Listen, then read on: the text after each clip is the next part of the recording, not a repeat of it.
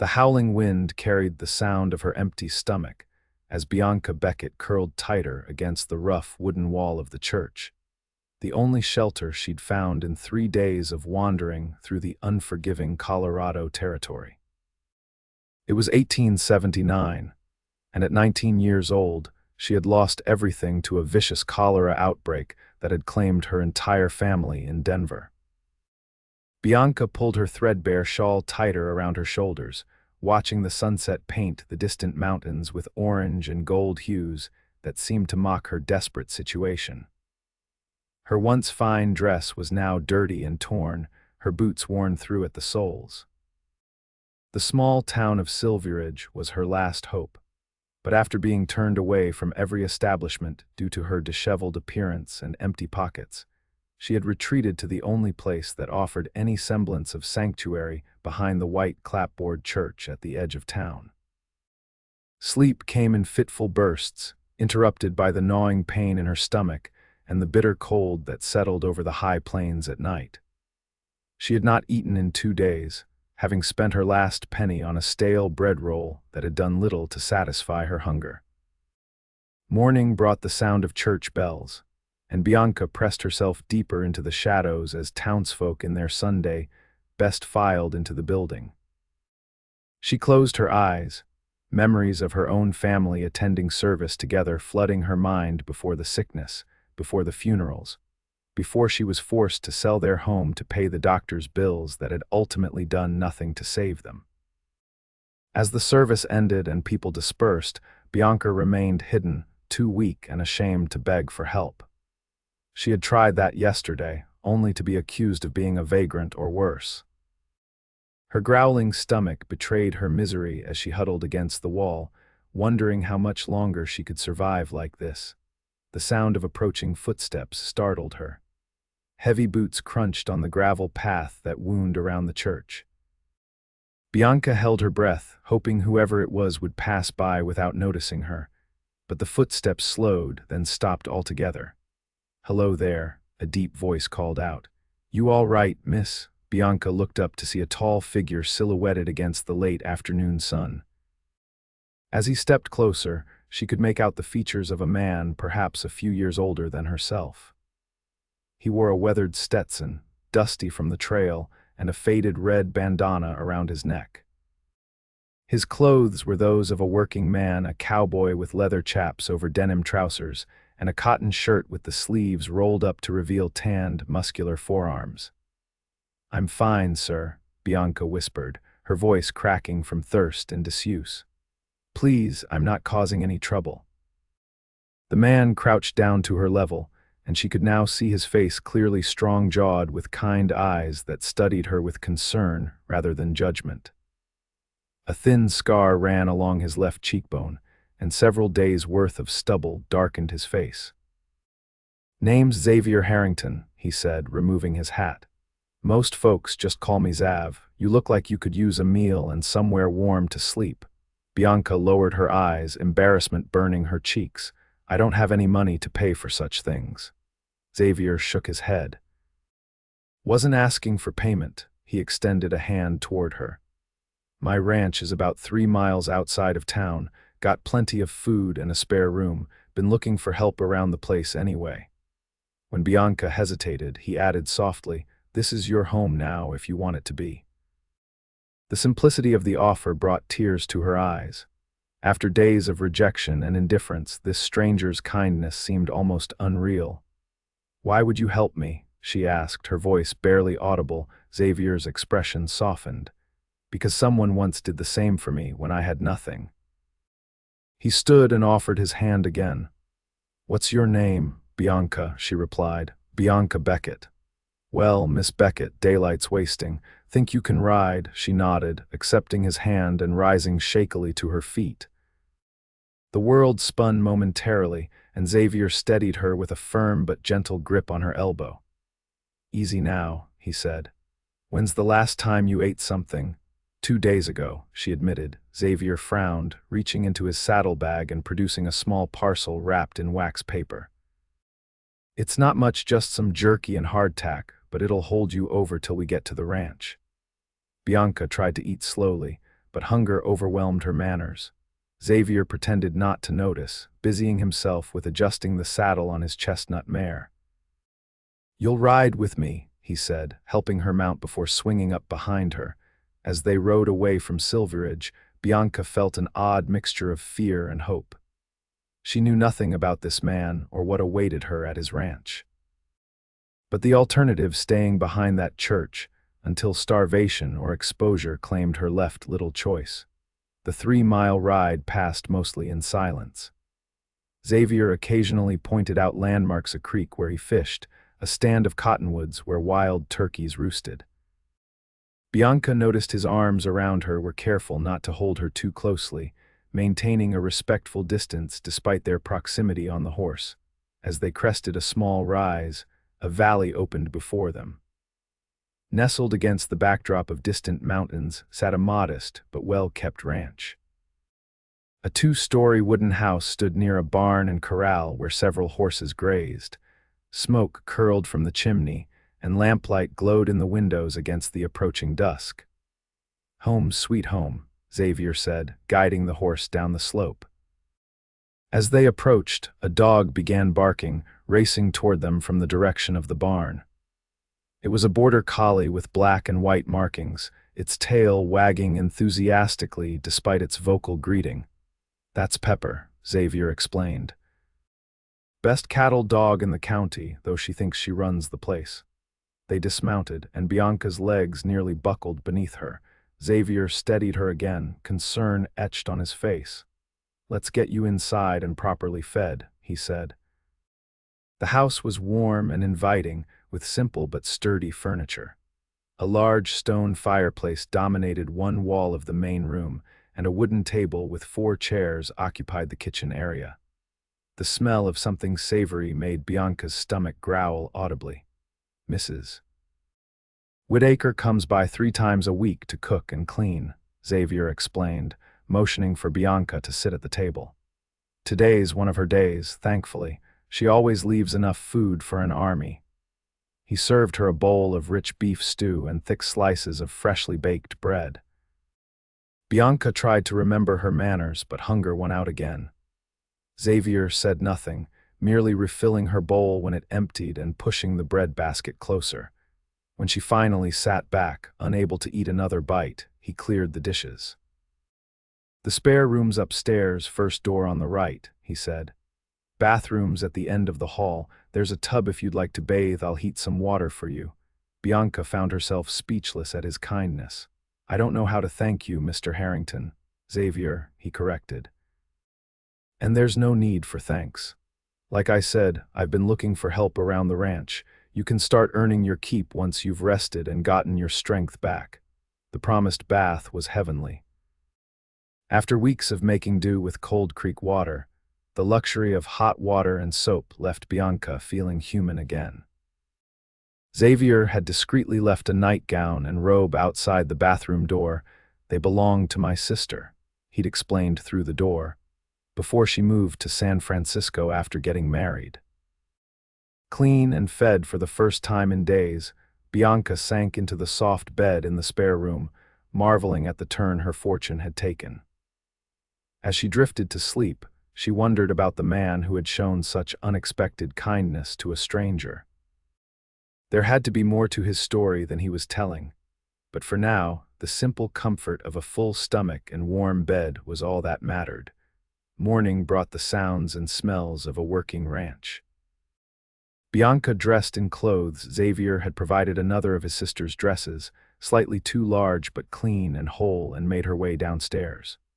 She found him at the stove, frying bacon and eggs. "Good morning," he said, glancing up with a smile. "Sleep well." "Better than I have in months," she admitted, moving to help him. "Please let me do that. It's the least I can do." He relinquished the spatula without argument. "Coffee's ready if you want some. Sugar's in the bowl there."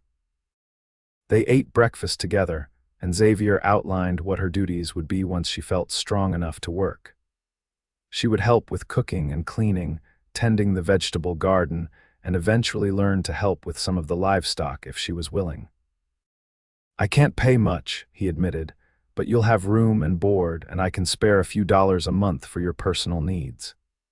"It's more than fair," Bianca replied sincerely. Over the next few weeks, Bianca settled into life at the Harrington Ranch. Her strength returned, and with it, her natural industriousness. The house had never been so clean or well organized, and she took pride in preparing meals that brought a smile to Xavier's face. She learned that he ran the ranch with minimal help, just a local boy named Thomas who came by to assist with the heavier work, and occasional cowboys during busier seasons.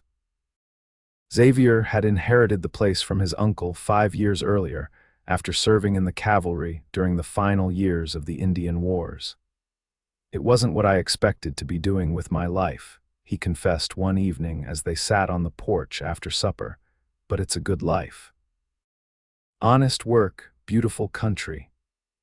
Bianca shared her own story in return her father's modest success as a bank clerk in Denver, the happy childhood she'd enjoyed with her parents and younger brother, and the devastating speed with which cholera had claimed them all, leaving her alone and destitute. "I tried to find work in Denver," she explained, "but without references or connections, no respectable household would hire me. The alternatives." She trailed off, not needing to explain what options remained for desperate young women. "So I decided to try my luck elsewhere. I had enough money for a stagecoach ticket to Silveridge. I'd heard it was growing, thought perhaps there might be opportunities." Xavier listened without interrupting, his expression thoughtful. "And instead, you found yourself behind a church with an empty stomach." Bianca nodded, gazing out at the purpling sky. "Until you found me." Their eyes met briefly, and something passed between them, an acknowledgement of the bond that was forming, slowly but surely, as they shared the work and quiet moments of the ranch. As spring warmed into summer, Bianca found herself flourishing in ways she hadn't expected. Her hands, once soft from urban living, grew calloused from garden work and rope handling. Her skin tanned from hours spent outdoors. She learned to ride properly, Xavier patiently teaching her on a gentle mare named Daisy. "You're a natural," he told her, watching her guide the horse around the corral. "Daisy doesn't take to just anyone like that." Pride bloomed in Bianca's chest at the compliment. More and more, she found herself looking forward to Xavier's approval, cherishing the moments when their work brought them together. She noticed things about him, the way his eyes crinkled at the corners when he smiled genuinely, how he always removed his hat when entering the house no matter how briefly, the quiet humming when he thought no one was listening. One afternoon in late July, a fierce thunderstorm rolled over the mountains toward the ranch. Xavier and Thomas rushed to secure the livestock, while Bianca hastened to gather laundry from the line and close all the windows. The storm hit with dramatic force, sheets of rain driven by howling wind. Lightning split the sky, followed immediately by thunderclaps that shook the house. Bianca watched anxiously from the porch as Xavier and Thomas sprinted from the barn toward the house, soaked to the skin despite their rain slickers. "Everything secure?" she asked, handing them towels as they stomped onto the porch. "Should be," Xavier replied, removing his dripping hat. "Thomas, you'd better stay until this passes. No sense in trying to make it home in this." The boy nodded gratefully, accepting the coffee Bianca offered. As evening fell, the storm showed no signs of abating. After a hearty supper, Thomas bedded down in the spare room that had once been Bianca's, while she now occupied what had been Xavier's sister's permanent room. Unable to sleep with the storm raging outside, Bianca made her way downstairs for some tea, only to find Xavier still awake, sitting by the fire with a book in hand. "Can't sleep?" he asked, looking up as she entered. "The thunder," she explained, moving to the kitchen to put the kettle on. "Would you like some tea as well, please?" They sat together in comfortable silence, the crackling fire and drumming rain creating a cocoon of warmth against the wild night outside. Bianca found herself studying Xavier's profile in the firelight, the strong lines of his jaw and nose, the way his hair curled slightly at the nape of his neck. "What are you reading?" she asked, if only to break the spell of her own thoughts. He showed her the cover, a volume of Whitman's poems. My uncle's. Not usually my choice of reading, but on nights like this, it seems to fit somehow. Would you read some aloud? The request surprised her as much as it seemed to surprise him. Xavier hesitated only a moment before turning to a page marked with a faded ribbon. His deep voice gave new life to Whitman's words, speaking of stars and open roads, of the self and the soul. Bianca found herself entranced, not just by the poetry but by the man reading it, a cowboy with unexpected depths. When he finished, silence stretched between them, comfortable yet charged with something new and unspoken. Thank you, Bianca finally said, her voice soft. That was beautiful. Xavier's eyes met hers, and for a moment she thought he might say something more. Instead, he simply nodded, closing the book carefully. We should get some rest, he said. Storm or no, the cattle still need tending in the morning. As summer progressed, Bianca became increasingly aware of her feelings for Xavier. It wasn't simply gratitude for his rescue or appreciation for his kindness.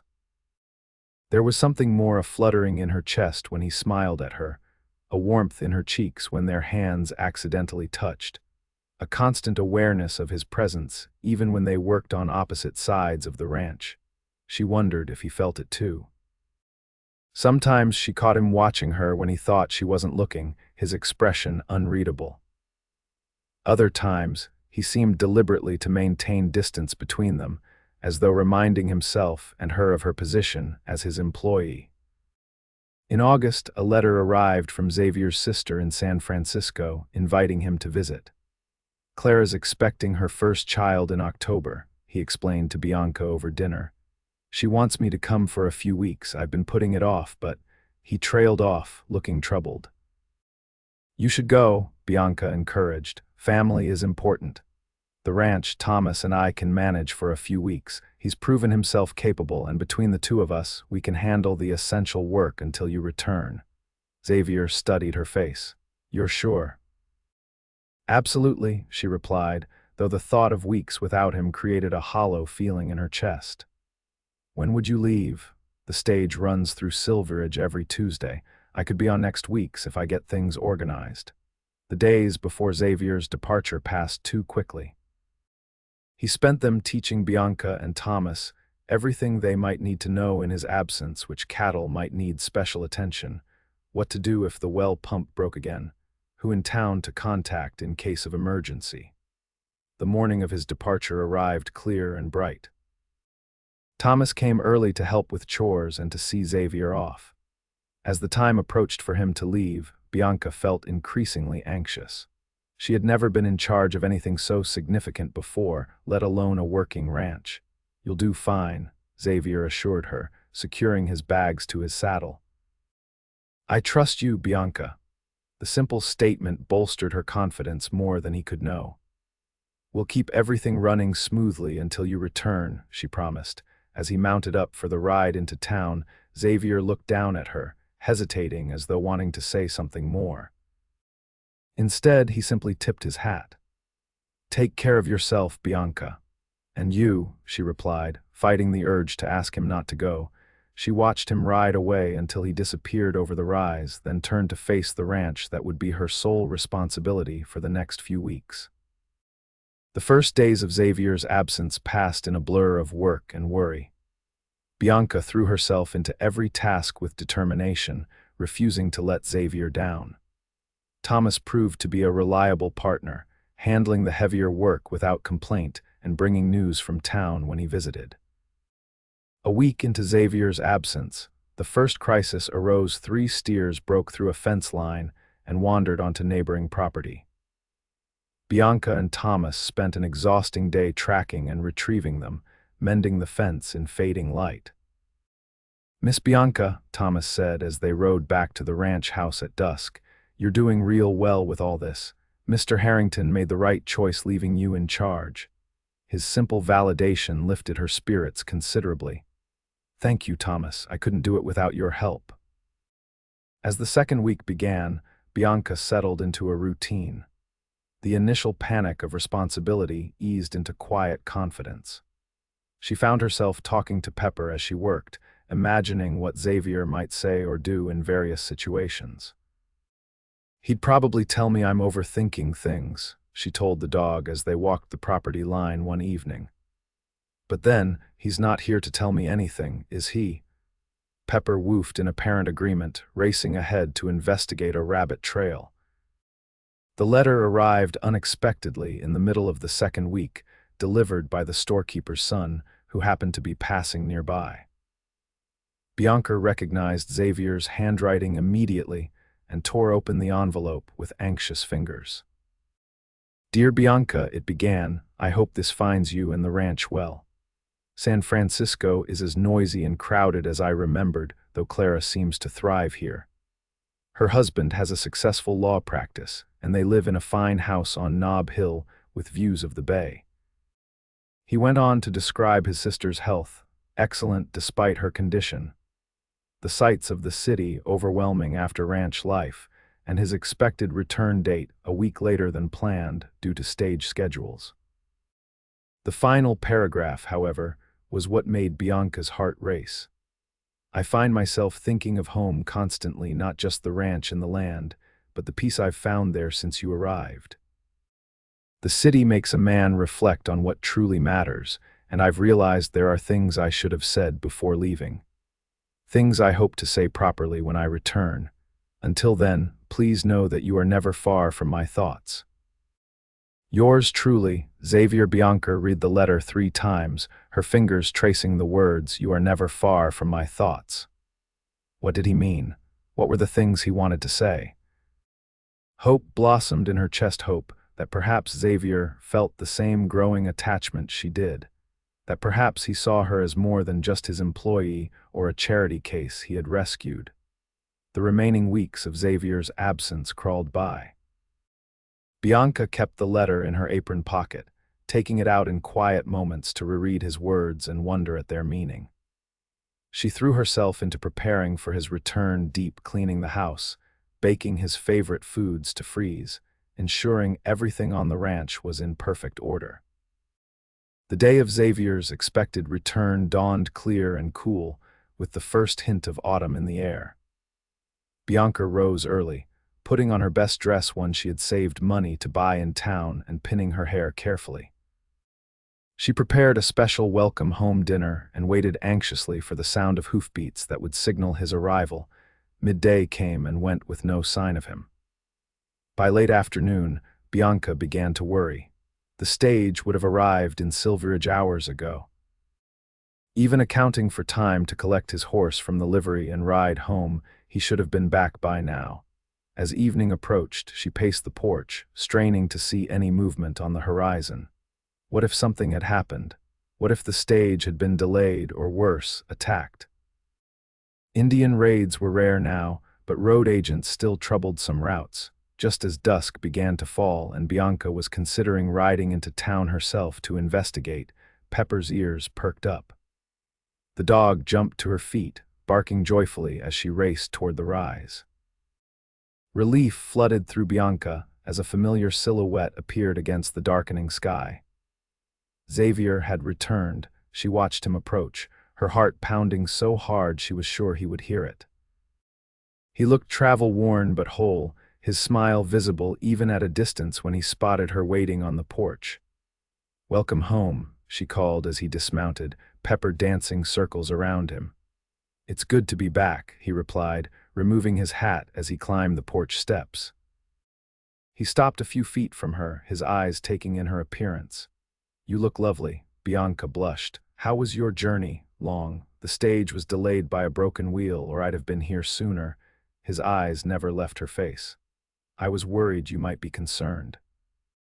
"I was beginning to wonder," she admitted. An awkward silence fell between them, so different from their usual comfortable quiet. Bianca suddenly felt shy, unsure how to bridge the distance that weeks of separation had created.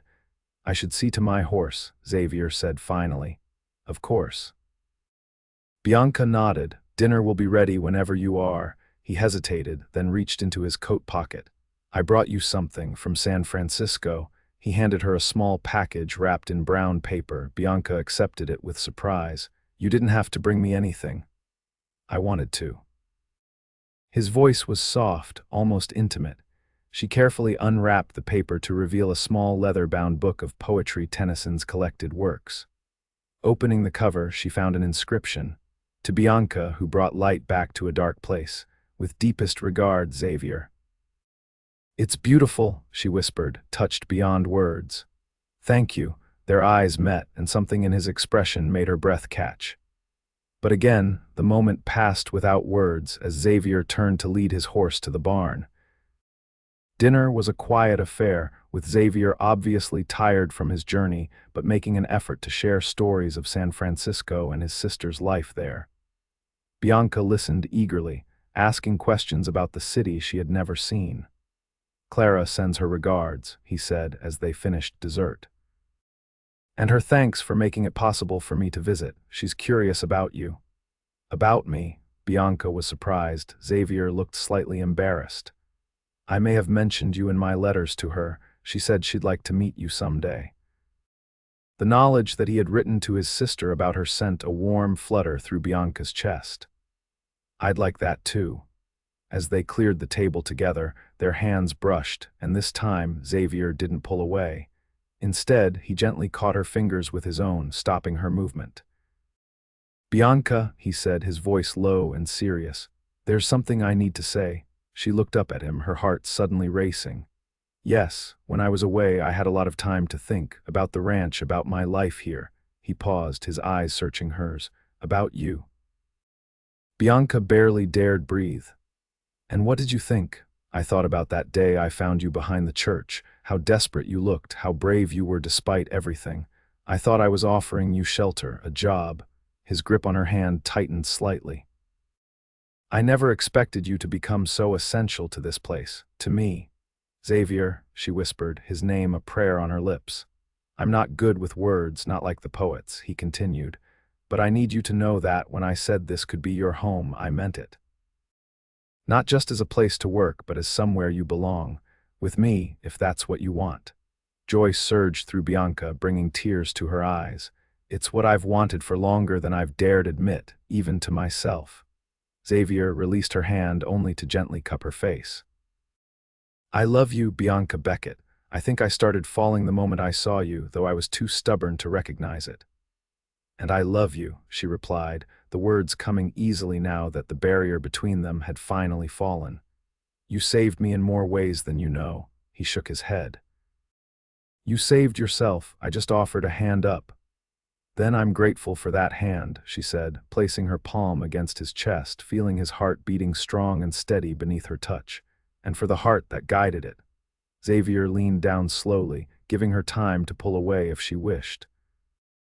Instead, Bianca rose on her tiptoes to meet him, their lips touching in a first kiss that held all the tenderness and promise of new love acknowledged. When they finally separated, Xavier rested his forehead against hers. "I spent the whole ride home rehearsing what to say and still didn't get it right." Bianca smiled, her hands now resting comfortably on his shoulders. "It sounded perfect to me." Winter came early that year, blanketing the ranch in pristine white that reflected the clear mountain sunshine. Bianca stood on the porch, watching Xavier chop firewood, admiring the strength in his shoulders and the determined set of his jaw. They had been married in October, a small ceremony in the very church behind which he had found her. The entire town had attended, curious about the young woman who had captured the reserved rancher's heart. Life as Mrs. Harrington suited Bianca well. The ranch flourished under their joint care, and plans for expansion were already underway. Xavier had hired a full-time hand to help with the increased workload, allowing Bianca more time to transform the house into a true home. "What are you thinking about so intently?" Xavier asked, setting down the axe and approaching the porch. Bianca smiled, reaching for his hand as he climbed the steps.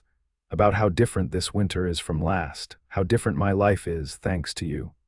He pulled her into his arms, his kiss warming her despite the chill in the air. "Thanks to us," he corrected. You're the best thing that ever happened to this ranch, to me. She rested her head against his chest, listening to the steady beat of his heart. I have something to tell you, she said softly. Xavier pulled back slightly to look at her face. What is it? Bianca took his hand and placed it gently on her stomach, still flat but holding their future within. By next winter, there will be 3 of us to keep warm. The joy that spread across his face was all the confirmation Bianca needed that the hunger and desperation that had once defined her life were truly behind her.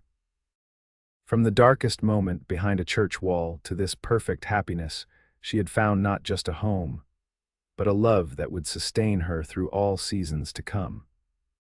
As snowflakes began to fall around them, Xavier led his wife inside their home, closing the door on the cold and embracing the warmth of the life they had built together, a life neither of them had imagined possible on that fateful day when a hungry, homeless girl and a lonely cowboy's paths had crossed behind a small town church.